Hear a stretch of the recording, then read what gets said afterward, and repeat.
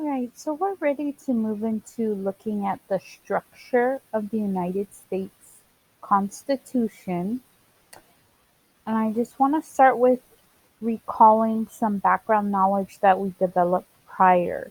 Okay, if we understand that there are three branches in the government, right? Everything in the government is organized into three branches, and understanding the details we've learned about each branch, who makes up that branch, and what the job of each of those branches are, it's going to help you understand the document. So I wanted to start by surfacing that prior knowledge to bring it to the forefront of your mind.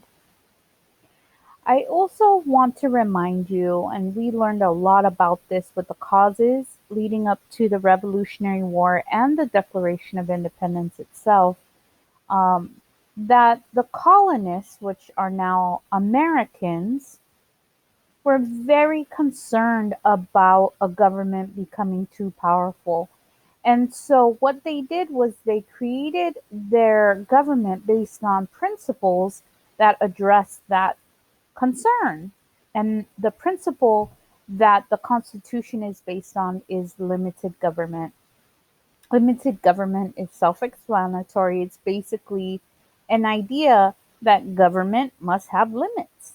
That's pretty much it, right? So if we take a look at this information at the top, that helps us process that and understand the purpose of the Constitution.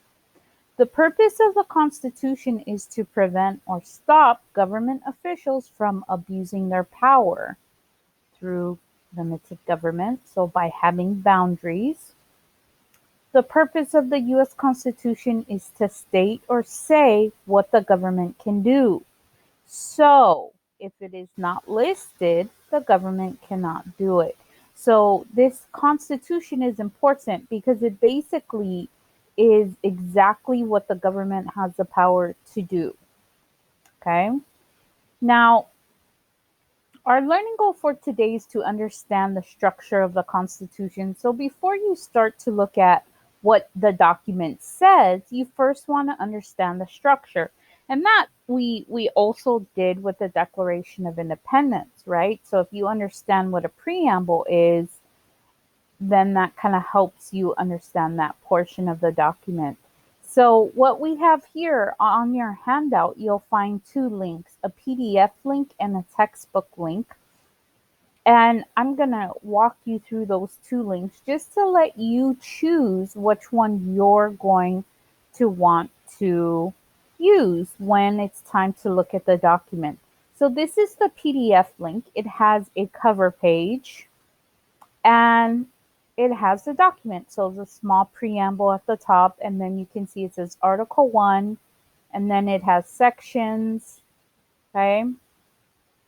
And the important thing to note here is it just has the article and the section. It doesn't have any additional numbers, which is why we are also sharing the textbook version, the textbook view. It's made for students, and so it's easier to understand. It also has a cover page, but when you go into the document, it has the title of the section, Preamble, Article 1, and then it has the section numbers, but it also has these little numbers here, 1, 2, 3.